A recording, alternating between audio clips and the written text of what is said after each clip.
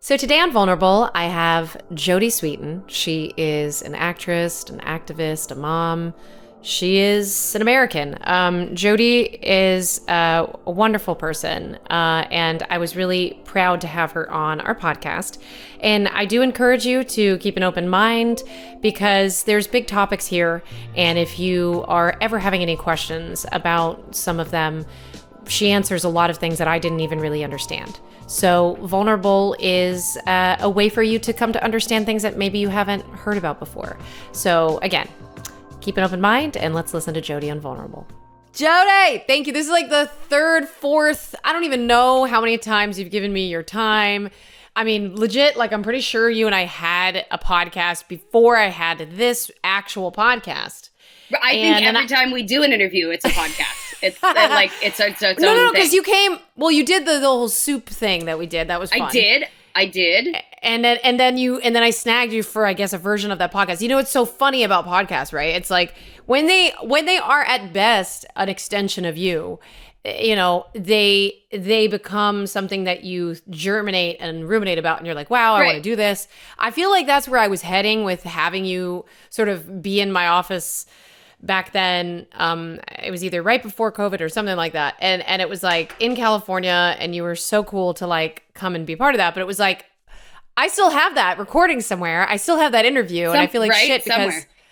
But then again, I was also on your podcast, which was really cool. You were on my podcast. We have exchanged our time. Yes. And I get to hang out with you, and we became like we met and we were like, oh my god, I love you, and instant friends. And so every time I get to see you and do stuff, it's fun.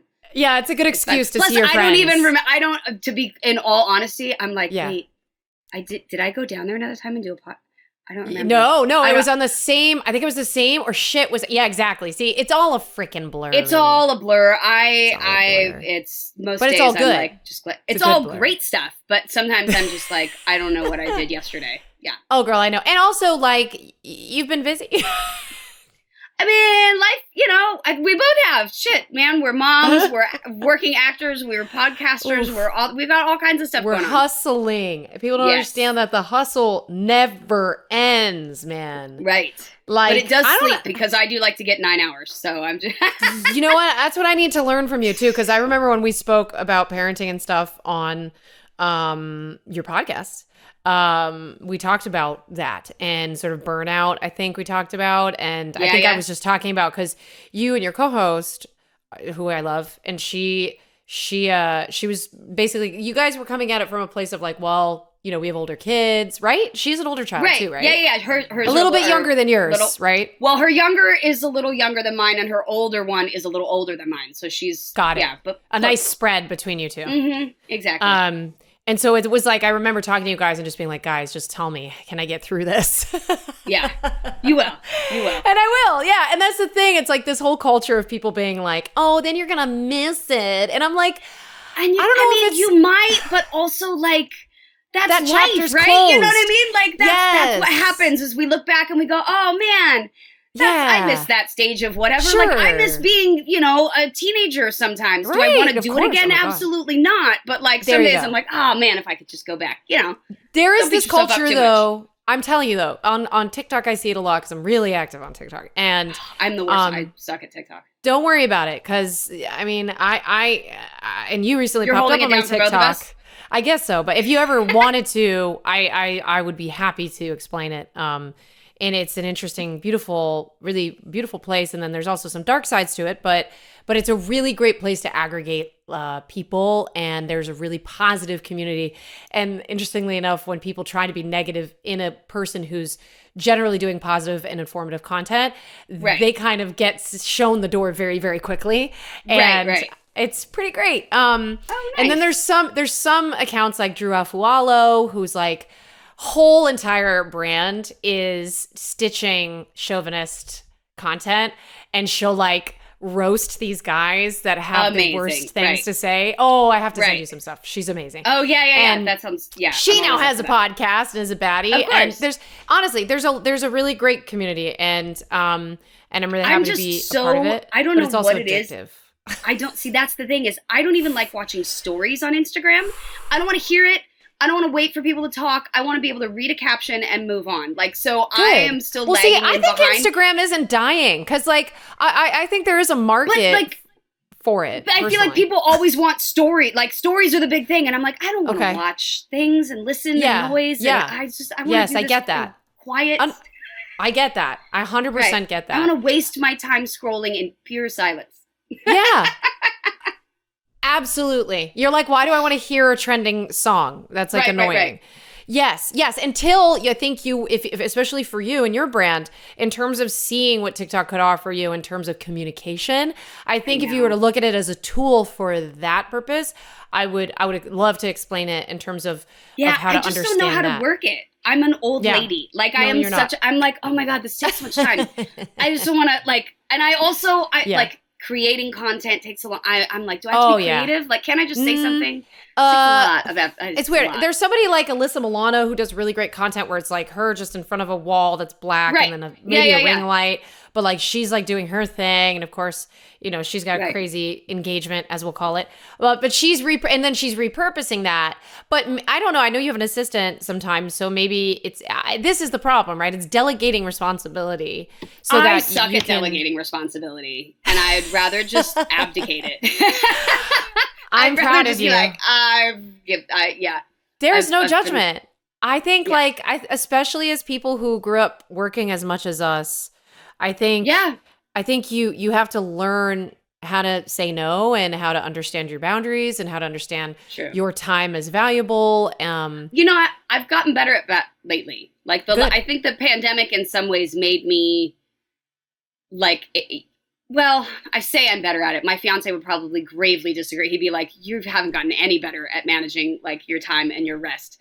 But I'd like to think I have. But I feel like I just learned a little more to be like, no, I'm going to go home now. Yeah. I don't want to do this. Like, I need a break. I need I need a moment to recharge. Do you remember a time where you can actually share that, like, recently?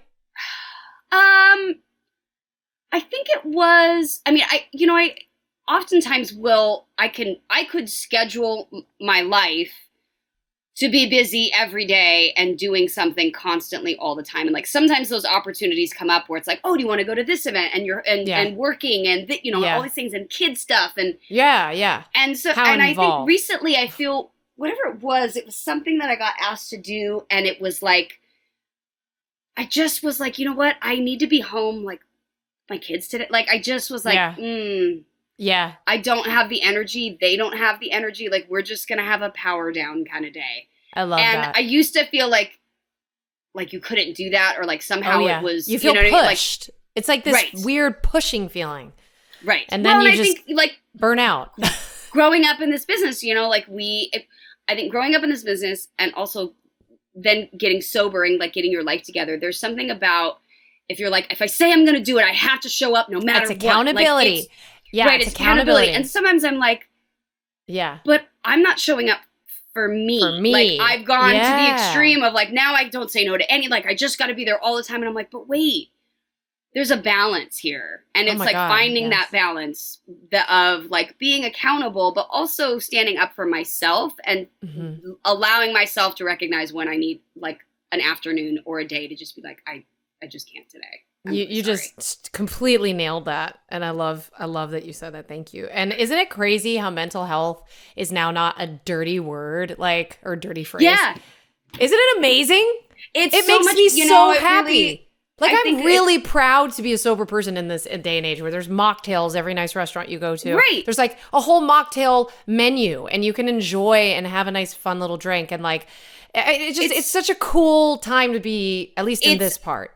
For sure. I think people are definitely more, I think just accepting in general of like whatever your life's like choices are, like whatever you want to do, like whatever works for you. Cool. Drink, don't drink, this, that. Yeah. It's not as expected, at least I'll say here in LA, in California for me, like there's a lot of sobriety here, and there's a lot of not even sobriety, but just non-drinking culture. Yeah. So, sober curious. Like, sober curious. Or just people that are like, no, I'm on a cleanse, or I don't know, whatever the fuck they're doing.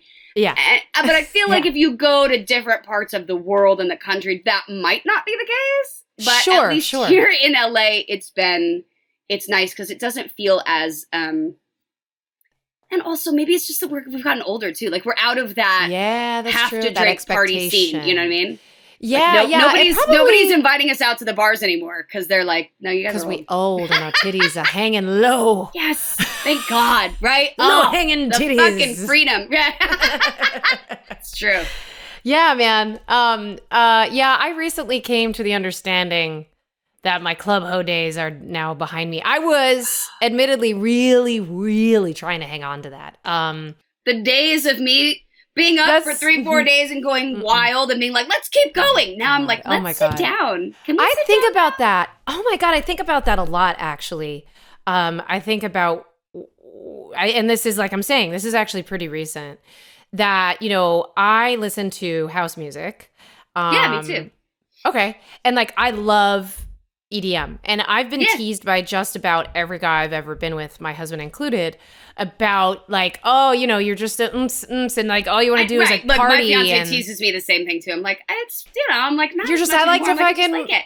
Yeah, right. it's I like to go. I like to go. You know what it is? It's yeah. Check it. Like that kind of music for me, for someone who's, and I think you probably the same way, like whose brain is really busy. Yeah. Sometimes there's that, like, it's like a very methodic, you can just kind of absorb yourself into it without having to like process a lot. You know what I mean? Yo, I didn't even think about that. It's like, it's similar to sensory stuff with people and kids and stuff, right? Where it's like, where sometimes they need that to calm them down. Right. Oh my God, I didn't even think about that. That's crazy. You just blew that out of the water.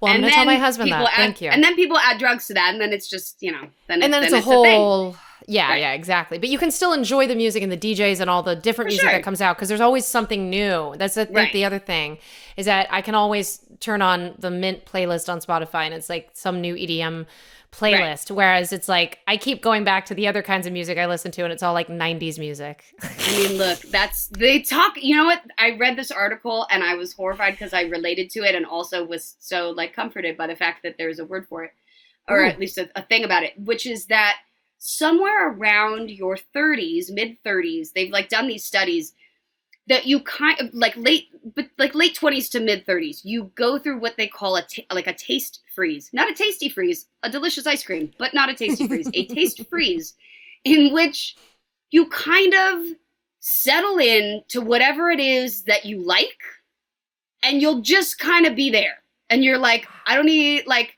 and from that moment on, like new music, like I listen to the stuff that my kids listen to, and I'm just like, I don't. Oh gosh, no. Oh gosh, no. But like, give me some '90s hip hop. I'm happy to plan, right? Like early 2000s, awesome. Yes. But that's like where my taste froze. Freeze. Yeah. And most of us with like music, with shows, with like all of the things that sort of that we find comforting. It often kind of solidifies itself around that age, and then we just kind of go like, I'm good now. I don't need to hear shit. That really is very interesting that now they're really looking into that because nostalgia is such a big thing for our brands. Right. Yeah. You know, I find it so interesting how we've both to some degree leaned into it, but I kind of am curious about your relationship to, you know, the growth of your brand over time. Like what has that been like for you? Like starting from whenever you pick. I mean, I guess I never really thought about growing myself as a brand. I guess I still don't. Probably much to the disappointment of my publicist and stuff. No, actually, my brand is that I am who I am. My brand is that the person that you meet, the person that you see in interviews, the person that's on whatever. Like, if I'm being me, that's who you're gonna get in person, on camera, whatever. Yes. Like, and I think that for me has become. My brand is this idea and promotion of kind of radical self-acceptance and of getting comfortable in your own skin and not worrying about what people think and speaking your truth and standing up for others and saying what's right, even if, you know, people tell you to go fuck off, like saying it anyway. Yeah. And so that's kind of I guess that's kind of my brand, but it doesn't feel like it because it's just naturally grown out of my own discoveries and my own journey as a person and my own kind of maturity as I'm 40 now, and as I've gotten here, I'm just like, oh yeah, like I just don't, this is it. This is what we're getting, guys. I'm not pretending anymore. No, I love that. But it's also really interesting because it's like we grew up exclusively acting on camera, and now it's like we're being known as these people with these stories and these life lessons and these authentic truths that we want to share with people so that we can help people. But like, it's fascinating, isn't it? Like, Yeah. do you ever just say, well, shit, like, I'm actually curious. So how much of you is happy and comfortable with the fact that it's more or less an interview, a hosting, or like stuff that's like the reality show stuff, anything like that, versus I would rather primarily be doing, actressy stuff. Like, where do you lie in that? It's interesting that you asked that because it's only recently that I really kind of figured this out for myself. Not even figured it out, but became more comfortable with it. I think for a long time, because being an actor and knowing you can do other things, when you get sort of pigeonholed into something, you're like, oh, I just want to do other stuff. I just want to do other stuff. Yeah. And it becomes like this constant thing, like, I wish I had opportunities to do this. And that was true. And then all of a sudden, as I started becoming more of me and allowing myself to be more fully who I am in all areas of my life, like as I've gotten older, I've gotten more opportunities to do hosting and reality stuff and things that are based on like, me interviewing people or doing whatever. Yeah. And I found actually I really love that. Look, I love acting and I'd still love the opportunity to do that. But once I opened up my mind to this doesn't have to be an either or, but it can be a both and, Yeah. I got more comfortable with being like, oh, I'll just do and really that's been the last couple of years where I just have gotten to the place where I'm like, I think I'm just going to get comfortable. Like if this is what is being presented to me and what the opportunities are, then I'm just going to take them and like run with them and be me. Yeah. 100%. I've seen that firsthand, and I've been silently kind of rooting for you until we got to meet. And now I just straight up text you and I'm like, yep, you're a badass. And I'm proud of you. Because we all need support. Honestly, we do. We need that support to keep going. Because even if you have a win, I just feel like especially because of, the competition and growing up in the business, there's always that silent tape that sometimes can be playing in the background where you're like, okay, like, what am I going to do next? Okay, like, I don't know. There's always just that. Oh, that's always still playing. That's still there. That's just the constant background elevator music of my brain. But you have to like live with it. And that's what I was saying. It's like having friends with like minds that know to reach out to you. I feel like it's really, really great when that can happen. And like, it means the world to hear from friends. Like when you're like, oh my God, did I screw that up? Like, did I do something stupid? And your friends are like, yeah, you rock. And you're like, okay, that wasn't terrible. I would never. If you would like, I could text you and say that was dumb, but I don't know. You can just keep that to yourself because really there's enough of that I hear of my own doing. So really it's fine. Fine. Yeah. I'll only be your hype up. Right. If you text me and go, that was really stupid, go, oh, trust me, don't I fucking know it. Like, you know what I mean? That's what it'll be. You're like, I already know. Yeah, I'm well aware. Fuck. I know. So many things. Is there anything that you regret?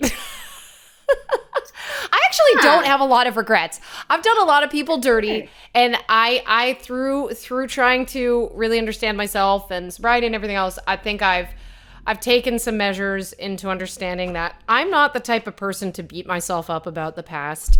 I have come to understand that part of step work, even though I have not gone through my 12 steps, part of step work is like, if you're, obviously taking care of your side of the street, that's one of those things. Taking moral inventory, that's another one of the things. But then also too, like not going into like say a past relationship that I had that I was like I've burned bridges with nuclear bombs. Yeah, I like a scorched earth policy most of the time myself. Yeah, the worst. And it's like these people are moved on, kids, married, whatever. It's like I can't inject myself into that, not only just for my marriage, but for their situation, and be like, hey, just wanted to write a letter to let you know that, like, it's just, some things are just left.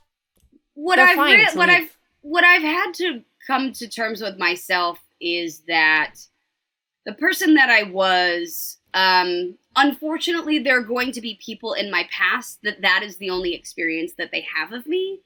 All the growth that I've done in between that and now to become a better person and to not make those same mistakes and hurt people in that way or be that much of an asshole, or try to.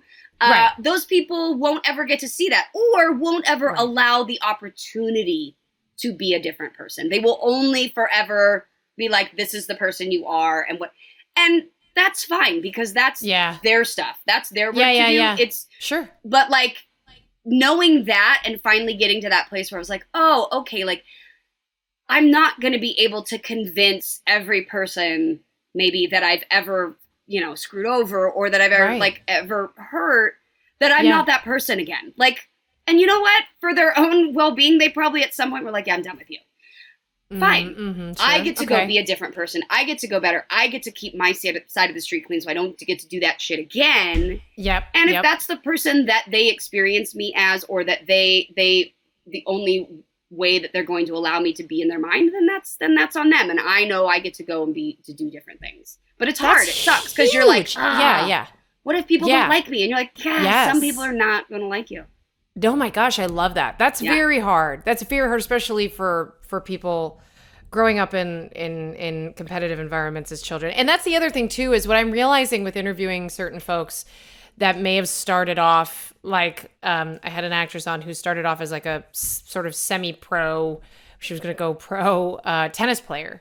And some people who grow up in these like really competitive environments as like proteges, so to speak, they have very similar experiences to kids in the biz. And then it's like that disillusionment with like, what was this all for? Like my time, I dedicated. I did not get that from talking to you in the past about this. What I always got from it was that you thrived so well on set and like in the Full House family, that was your home, and for sure. It was all a positive experience for you. So I never got anything negative from that.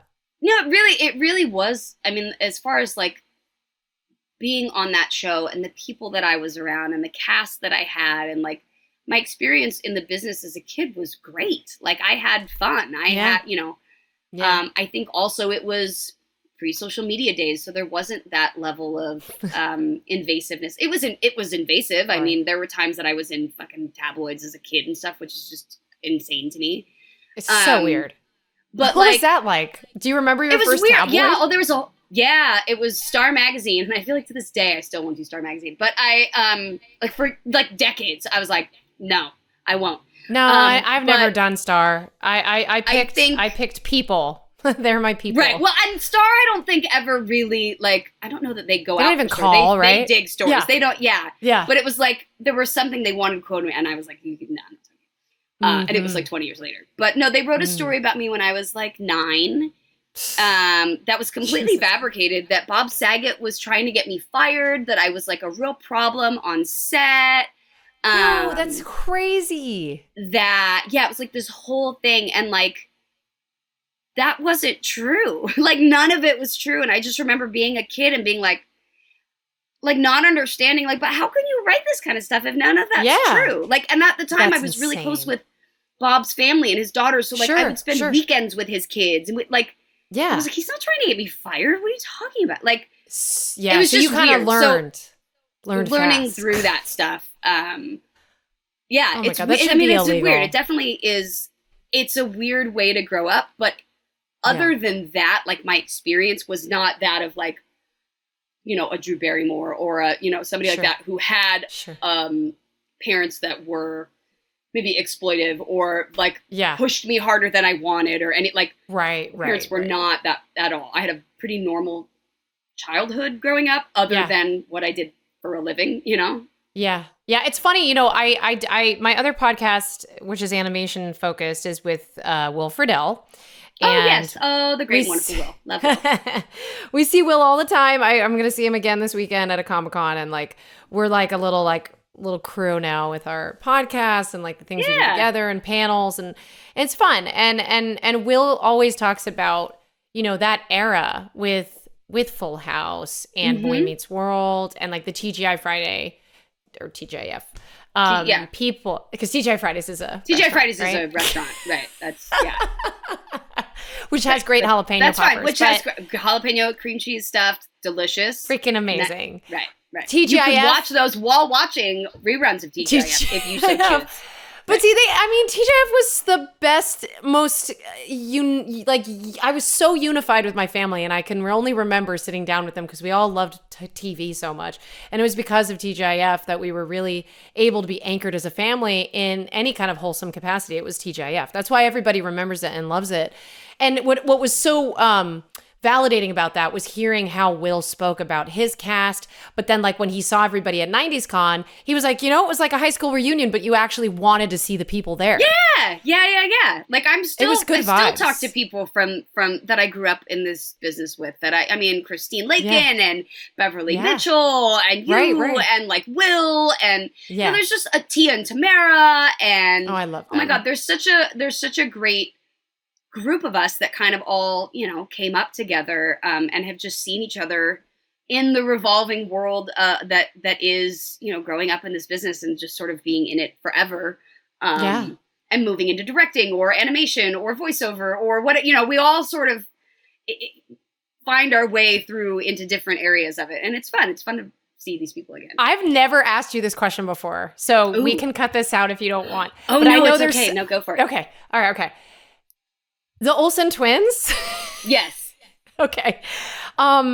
What was your relationship to them like after everybody wrapped and everything? How old were they? Were they in high school at that point or? No, I was just starting high school. They were much younger. Okay. And I think what a lot of people forget, they're like, why wouldn't they want to come back? And I kind of had to think about it where I was like, I was age 5 when I started and it went till 13. So like those were all of my elementary, middle school, important years.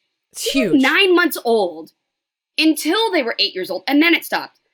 Please tell me what you remember from like 8 years old and before that, like 20 years later, you'd be like, that was the most important thing I've like. You're like, no. I don't know. They were like my parents' friends and shit. Like, I don't, you know what I mean? Right. Like, and so that makes sense. That makes sense. I had to kind of think about it like that. Like, oh, for me, these were core memories at the time when I really like started remembering things and all of my childhood school experience and all these things. And so for them, it was a little bit different. But we were really close. Me and Ashley Mary Kate were probably the closest out of, the siblings. They would come spend weekends at my house and we were like best friends. Yeah. And so it was hard, I think, when the show ended, not seeing each other and then just everybody going in their own kind of different directions. But seeing them recently at Bob's memorial after Bob passed, and they walked in the house and we hadn't, there was a group of us, we all hadn't seen each other in a really long time. And it was like no time had passed. Good. And it was just, oh gosh, it was I'm like sure family Bob again. That. And it was great. It was a reminder, I think to them too of like, you don't want any, we're just glad to see you.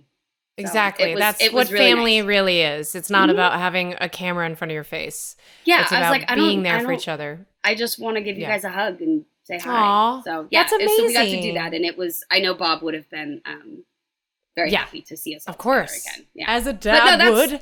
As any dad would. Right. But as far as them, like they have gone into an entirely other area. And I'm like, well, yeah. That's what I'm saying.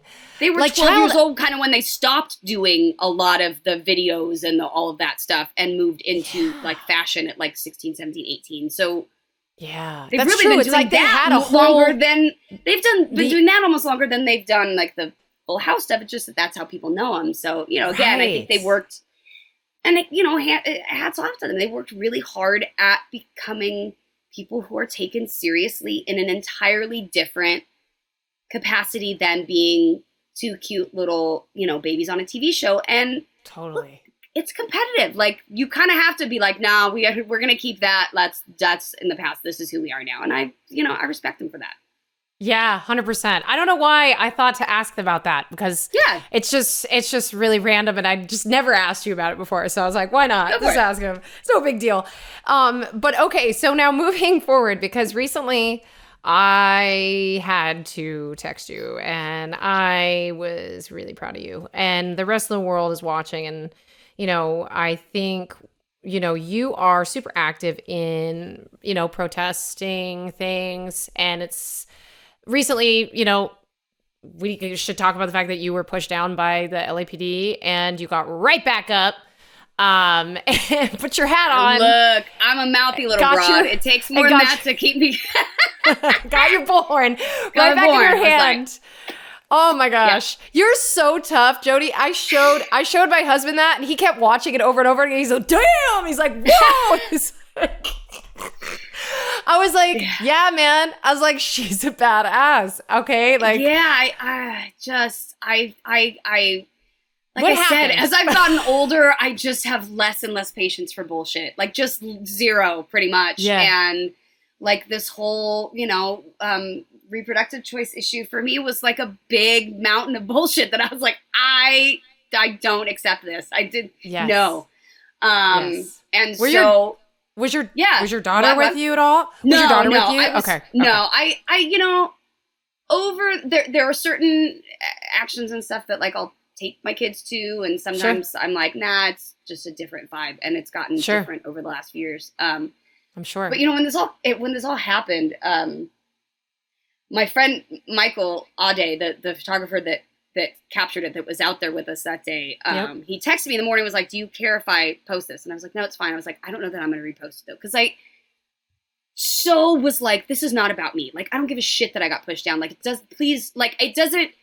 it made me so uncomfortable that people, that I was the one getting attention for that, because I've seen so much worse happen. Yeah, of course. To young women, often young women of color, often young women who nobody knows. And so for me, I was like, there was a little bit of that, like almost self-resentment of like, oh yeah, now the white lady that everybody grew up with gets pushed down. All of a sudden everybody's up in arms, and I was like, it's like this reluctance. Yeah. Right. I was like, I get that. And I said, what I kept saying is like, look, if this captures people's attention and they go, oh my God, why are they doing this to people? I beg you to please look into this further. I beg you, if that bothered you, to look into what happens in, BIPOC communities every day, what happens with police brutality every day. People of all shades and nationalities being, abused, and now like our choices being taken away, all of these things. Like if I can draw attention to that because my ass got shoved down, then great. But I didn't want any of the like, are you okay? I was like, I'm fucking fine. I got up and marched for 4 hours after. Like it was great. Yeah. But I just am always so, I know that given my privilege of how I've grown up, of by nature of what I look like, all of those things buy me a certain amount of access to bullshit that is unearned. And so I know people who are out there every single day, every day out in the streets trying to bring attention to these issues. Every day they're out there. Their family members have been, abused or whatever. And I just was like, if I can raise awareness about that, then fine. Amplifying those voices. Because that's why I don't like social media, because I'm like, I don't want to see more of my head. I don't need my face. Yeah. I can talk about things that are important. You're kind of like, I don't really want to do social media and sponsored stuff because it's like, it's like kind of. I'll do some sponsored things, but it has to be something that's usually a product that I already use or like believe in, or that I've researched. Sure. Like, that's what people want though too. I mean, people want to know what you're, authentically endorsing. Yeah, and I guess I just, above all, I want the attention to be on the struggles that are going on right now that we all need to show up for. Really, and that it's a hard time right now to post. It's very hard. Yeah, and I just post, and then I post things, and then we'll go back 3 days later, and I'm like, oh, this has caused quite a kerfuffle, and I just like ignore it, or I'll just turn comments off, and I'm like, you know what, bye, get off my page. Right. Sort of like, so you're not bothered by any of that stuff. You're like, well, I don't give a shit. And also too, I do want to mention, in history, a lot of the greatest leaders have started off being pretty reluctant. And so I will just point out the fact that since you are reluctant, it's probably going to make you a lot better to amplify the true message of what's going on. So, and I do just want to walk that back. Okay. So exactly what happened at the protest. And then let's talk about how people and protests exist and how they're done. Was this, yes, this happens. Was it lawful what happened to you, or was it a gray area? Like, what the fuck? I mean, look, I'm not a lawyer, an attorney, or anyone who knows all of the ins and out of what our First Amendment rights of free speech, our lawful protesting rights, all of that are. I know a tiny little bit, enough to try and, stay within those confines. Okay. But, here's the thing. People are like, well, you shouldn't be protesting in a road. And you're like, protesting is, we actually are covered. We actually are legally allowed. Like, protesting is inconvenient. There's a reason called protesting and not marching nicely down the sidewalk. It's because creating attention and some, slight inconvenience makes people pay attention to what it is that you're talking about. And so, we were, the cops had blocked off the freeway off-ramp. It was coming into downtown, so it was not going onto the freeway, but coming off. And they had blocked it down at the thing so people couldn't get off the freeway. And we were at the top of it. And that was where we were. And there's I think some other footage out there of where I got hit on the sides. Oh, man. Prior to that, and had gone and had snuck around them and come behind, and I had my bullhorn was coming around the other side, and they were walking me back. Were you guys trying to advance? But were you trying to advance onto the freeway? We weren't gonna, you could advance onto the freeway, but there was cop cars there. We weren't going any further than where we were. Okay. So why were you going around him? Why were you going around? There was a line of people, and it was, there were some people behind, there were photographers that were on the other side.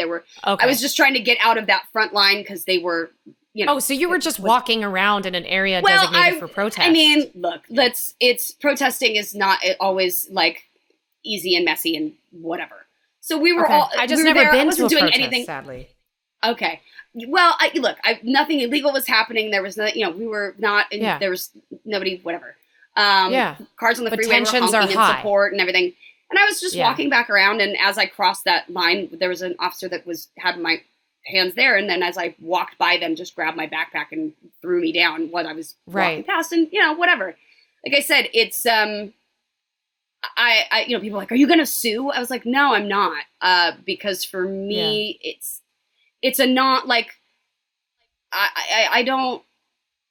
It is what it is. You know what I mean? This is the stuff that comes with being loud and being active and standing up for what you believe in. And, it is what it is. But I definitely have seen far worse happen.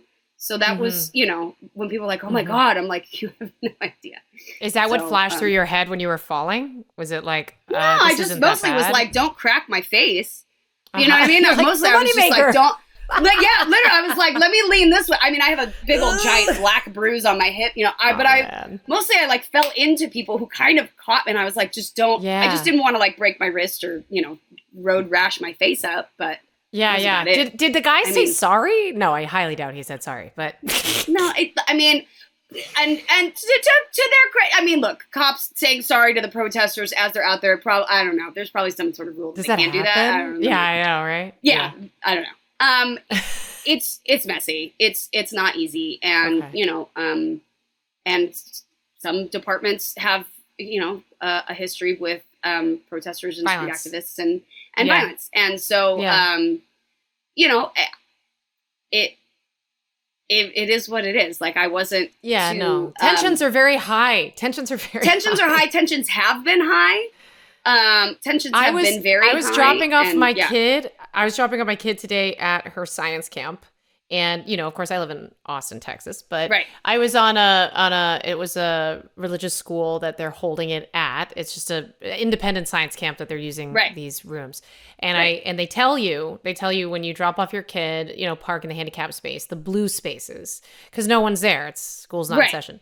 So I'm literally taking my child from her car to the gate, which is 100 yards away. There's other children in line, and there may even be another car in those spots. But this gentleman who has a gun on his side. Private Because that's security, what you need. obviously. Oh, But okay. I mean, I get it. Private security at a school, but it's summer Right. vacation. I don't know. So he's walking Apparently, around and it is the he looks at me and he goes, hey, do you have a permit for parking there? And I looked at him and I was like, I was told to park there, and I'm like with my child, like I was told to park there per the camp. They told me to park in the blue space. And I was just registering it, and I was just like, so this is how we talk to each other now. Okay. All right. It's unfortunate because I am one that respects authority to the utmost, but I also believe in just good communication. Right. And I think it's come down to there's a breakdown in communication. So that's why I was so curious to chat with you about, I have seen other people, this one gal, Mina, who I follow, I think she's Kamala's like niece or something. And she just went over to the Capitol and she planned and knew that she was willing to be arrested at the Yeah. right. And so she was there and she basically went like, hey, get ready with me for my day kind of vlog or whatever. But she knew she was going to get arrested. And she talked about how, we showed up at the church. We were all rallying each other before we went out to march. We talked about implications. And if somebody decided they wanted to potentially get arrested, like this is, so it's like, it's very planned and organized when people choose to come together. So that's why I was kind of curious. Is that kind of your experience? Actually, I forget what it's called. But there's like sort of rules of protest and of engagement and of, how to operate in the streets. And, there's if you're out there enough, you learn, we keep us safe. You stick together. You don't, no lost gazelles straggling because they will get swooped up by the police or shoved into a van. No joke. And so a van, what do you mean? A police van or just a person? And I mean, sometimes it's Homeland Security, sometimes it's other things, but if you're involved in the protest community, you definitely know of people who have been walking back to their car and just wound up randomly getting a van pulls up, 3 people get out and snatch them up inside and then take them, and they usually will show up about 8 hours later having been released from somewhere. Okay. That's terrifying. Yeah. Okay. It is. Yeah. No, it is. And that's why when people are like, oh my God, I'm like, you guys, like, I'd love to tell you more. Yeah. No, you're here. What happens. There's a reason that those of us that are out there being very vocal about what's going on in this country with police brutality, with a lot of things that are happening, and people are like, oh, that's crazy. And you're like, you can think that, but there are some things out there that people need to open their eyes to, I think. So, yeah, it's, and I'm, like I said, I'm just loud. Open. I got a bullhorn. I'm not any type of organizer. I just managed to be able to like rally a crowd and say like, this is bullshit. Like we have to speak out against this. So the reluctant leader. I think you're an icon. God help us. See, I literally texted Jodie and I was like, you are a badass. Come on my podcast. I was like nerding out about it. No, because you know why? You know why, honestly? I'm sorry. I'm totally talking all over you. But no. Please talk all over me because I won't shut the fuck up. So I am really sad because I don't have a political pot to piss in, so to speak. Like I did study political science at Columbia, at a women's college. I live in Texas. I have 2 daughters. But I have sponsored content that I make. And I am this quote unquote wholesome brand. And, we know people who have very similar backgrounds in that way. And it's like no fault to anybody. As much as we have the free speech, we also have a choice in terms of this economy, this capitalism of what we say, how we say it, when we say it, the obligations and the sacrifices that you make, Jodie, by just being authentically yourself. I look to you as inspiration because you're fighting the fight that I would not be able to do, when, here in Austin, Beto was, everybody was there. And I was like, well, I just can't do it. I can't do it. I can't go. My husband's like, please don't. I was like, I want to. It's frustrating. I know I've posted my way out of financial opportunities. And being someone who is not, who thinks capitalism leaves something to be desired in many ways. And where it's a system of oppression. It is a system of oppression, It for is. sure. It's a system of exploitation, and that's really all it is. Is, you know, if you have he who has the capital has the ability to get all of the things. And when left unchecked, that's where we find ourselves today. And so, but checked, capitalism could in theory thrive, but when unchecked, we are here now. So but then it become, well, this is a whole other political science conversation, which I'd love to have with you, but I don't know if everyone else would want to be on board with our discussion. But sure, I know for myself, I know I've posted my way out of sponsored content. I know I have taken positions that I lose followers all the time. But I gain them as well. I have a pretty steady, like, I'll post something and people will be like, and then they like hate me. But then the people that actually like that content find me, and then it goes kind of back up. So it's like this constant ebb and flow. And I just am like, for me, I would rather be who I am and be it very much out loud and not have to worry that someone's going to find out the things that I believe in. Sure. I'd rather just post it myself and be just a loud bitch about it, because I'm like, that's what it takes. Like, I didn't used to be that person. I used to really be terrified. Oh, really? Because I think of growing up in such an environment that I was constantly the idea of what will people think was drilled into my head. Yeah, very hard. And, you know, I'm sure much to my mom's, like I said, disappointment, sometimes she's like, what will people think? And I'm like, I don't care! And she's like, oh. But I guess so you hear your mom in your head, kind of, that tape playing. I'm not in my head. She texts me. She goes, what are you doing? You know? Or she'll just be like, I'm just pretending I didn't see that. But I guess, it's been a conscious choice, because I know I could be a lot more marketable and, you know, out there, probably making more money for myself and doing all these kinds of other things if that were the choice that I wanted to make. But for me, I'm like, I just don't, I'm not good at keeping my mouth shut. Okay. It's not good. It's not healthy for you. I would like explode, and I'd rather explode out there and try and see if I can get other people that agree and that are willing to like fight with me. Well, it doesn't sound like you're not willing to talk. You know what I mean? I think I keep going back to this thread of communication and open lines of communication, because I don't think we're going to get anywhere by not communicating. That's for sure. Well, I could go off on my entire, you know, I'm thesis very interested of why I think we are in the situation that we are, why I think social media is actually a huge part of it. I'm curious, why do you think social media is a part of it? Can you kind of I don't think social media it? is a part of it. I think social media is probably, if we could trace it back, the reason for it.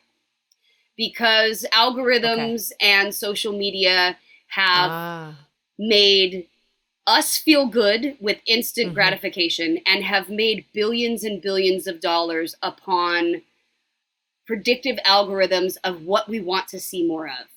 And when you're living in an environment that is fueled by negative news and fear, the algorithms just consistently lead people into further and further reinforcing their ideas of fear and hatred and all of these things. And we find ourselves, you know, algorithms lead us into echo chambers. They only expose us to that which we are already talking about, typing about, searching, and it's like Pavlov's theory. Pavlov's theory of like being fed something so much so that you immediately it, you hear something when and you hear the bell. You're like, oh my God, that's right. I hear the bell, I automatically do that. So, you know, for people, I hear the ding, I automatically go to Facebook and I scroll and I find more things that I agree with, and more people who more are, you know, we have a problem with extremism in this country, because social media pushes us more and more towards that, so that they can monetarily gain from us being in these little corners, so that they can easily market products and get us to buy things. 100%. And so from that, we have now all worked our way into very specific corners with firewalls in between, because we don't see any of that other information. And we've now become such a part of the rhetoric of hearing that only the information that we are a part of sharing or involved in, or the way we think, is the only way that should be, that we'd have no middle ground anymore. And, Correct. you know, and this is also a long history of, political extremism and religious right. And there's a whole other thing that we could go to.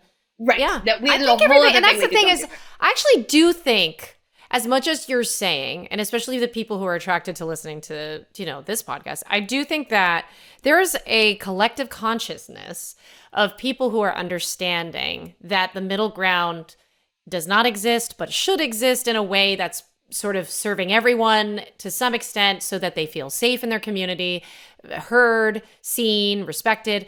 Everybody has the same issue, but nobody has a solution. And that's where communication comes in. And it's also governing people in mass, right? The more people you find, the harder it is to, you know, rein everybody in. Sure. And I also Very think, hard. you know, it's, we now deal in completely differing universes of facts and information. So it's going to be really hard to ever talk about the same things because we're not talking about the same things. Even if we are talking about the same things, we're talking about very different sets of information. And and also what really can't talk about.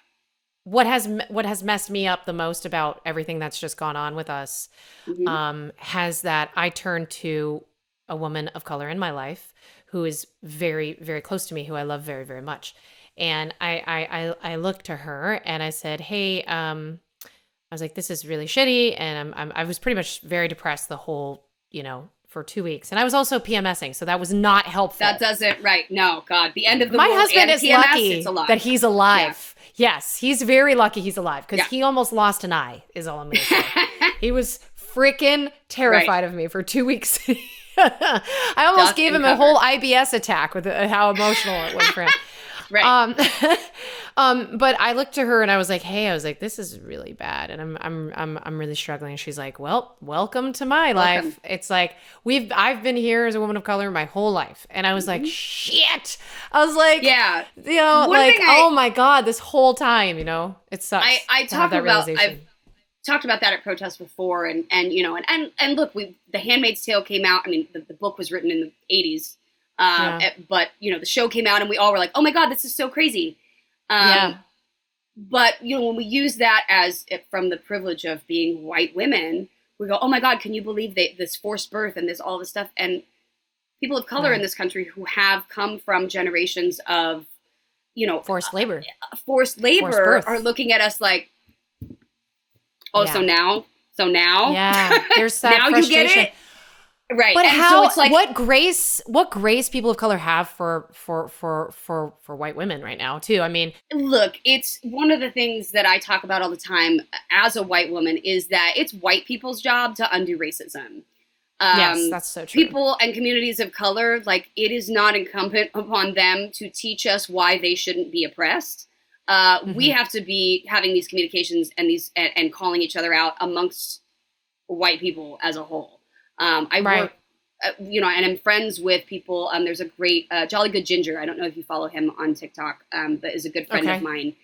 And I think I do, actually. Is a redheaded dude, long beard, does a lot of work in the anti-racist space. He's from somewhere in the South. He's like, I was raised by racists. I'm a former like military, all this stuff. But he's like, but guess what? I grew as a person and I learned all these things for the last, 15 years of his life. So important. Yeah. He goes out and he works with white people in the community and shows up for, communities that have typically not been showed up for by white people by talking to other white people and saying, this is how we have to solve this problem, because it's not the communities that are being oppressed's problem to try and solve.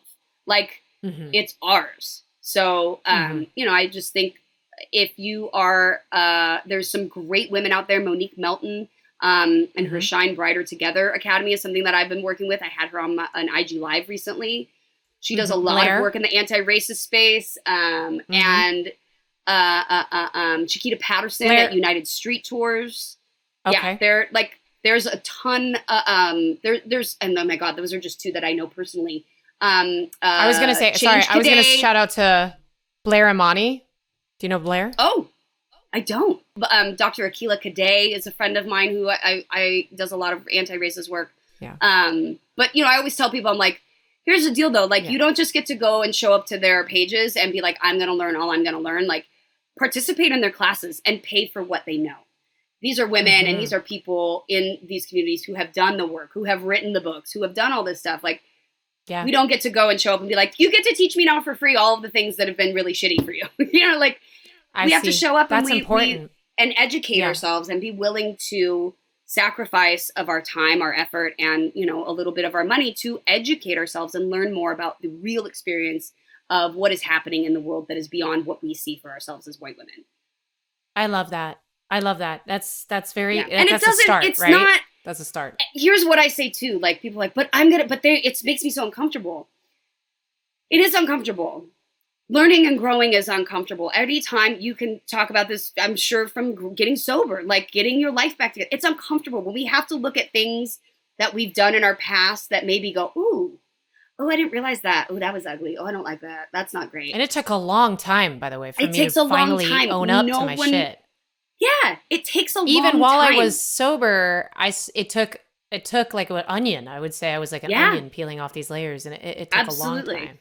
Absolutely. I'm working with 2 women right now on a project that they have called Deconstructing Karen that is actually oh my God, that sounds women awesome. Of color, and they and they do dinners with white women from across the political spectrum, left-leaning, right-leaning, Republican, Democrat, and they sit and they have these conversations about race and what people need to do to educate themselves and how to be, not just better allies, but accomplices and, people that are really willing to question the systems that they have grown up in themselves in order to make the world a more equitable place. For sure. Okay, so how do you take joy in anything right now? Because there's such an onslaught of seriousness. And I mean, you are such a joyful person and you do wish for the world to be at peace and you love your children and you love your fiance. Like there is things it's still important. Self-care. And I've seen this even from TikTok, which my husband's like, seriously, you're addicted, get the fuck off of it. But like, it's my community. It's my way in to the protest because I can't be there right now and I can't physically show up. It's all my way lanes of activism. There's all lanes of activism. There's the stuff you can do from home, raising awareness, posting stuff, talking about content, educating yourself, donating. If you can be in the streets, then you can do that too. You can, if you can, teach your kids and you work in your community, do that too. Like it doesn't just have to look like one thing. Yeah. You can vote. You can vote, like whatever that's worth for the time being. You know what I mean? Like vote. There's a lot of different ways that you can show up and it doesn't have to be intimidating and you don't have to completely throw your entire life into it. Some people can only make it certain times or are only willing to do certain things. That's okay. But knowing yourself, I think, is the most important thing. Knowing what's true to you and not voting based on generational expectation and like really trying to critically think what it is and why and what's best for everybody. I think it's very hard, but we don't get to be complacent anymore. No, but I do find joy. There is still joy. So that's the thing. That's what I kind of wanted to end on too. Like, what can someone as active as you and as serious as you about this stuff? What do you find joy in right now? Oh, I mean, there's still a lot of joy in the world. It's hard. Okay. We can inundate ourselves with looking at news and the media and how everything's bad.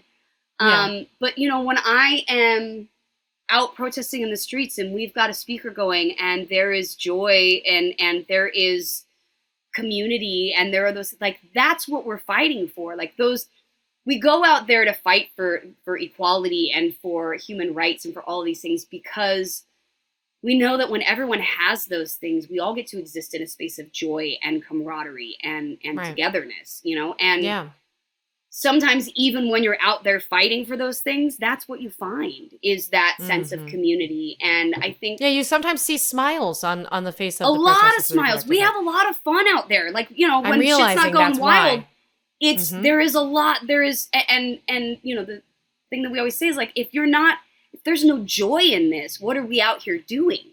Sure. What's the point? Joy. What are we saving? If there's no joy and we can't remember the joy. I mean, we've had protests before where we shut down an intersection, bust out a DJ on the back of a truck, and everybody just dances we take over an intersection for 3 hours and dance.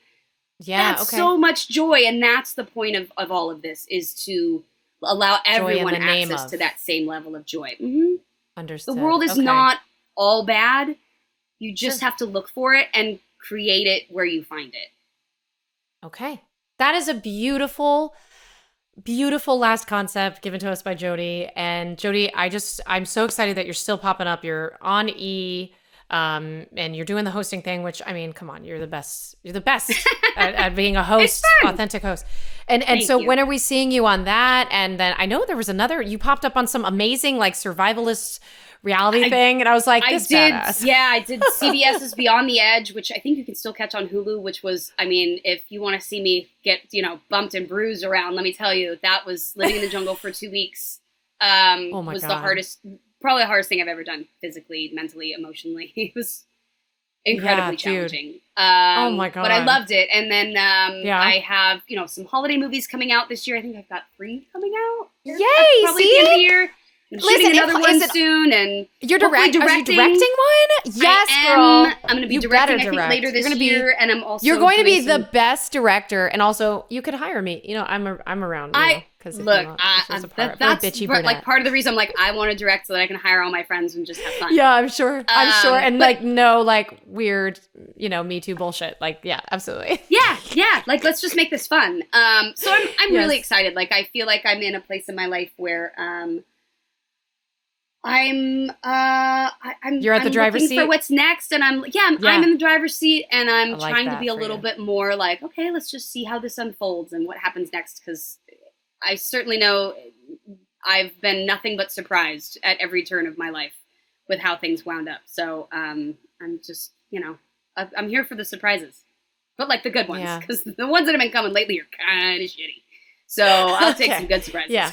Yeah. Let's just slow it down. There's days when I'm just like, can we just not today? But you have surprises, to, right? Not loss of rights. Those are not fun surprises to wake up to. Yeah. Ones that don't make you feel like sick and you can't eat it. Right. But look at this awesome mug though, which is bitches against bullshit. Just as a note to leave by. I love that.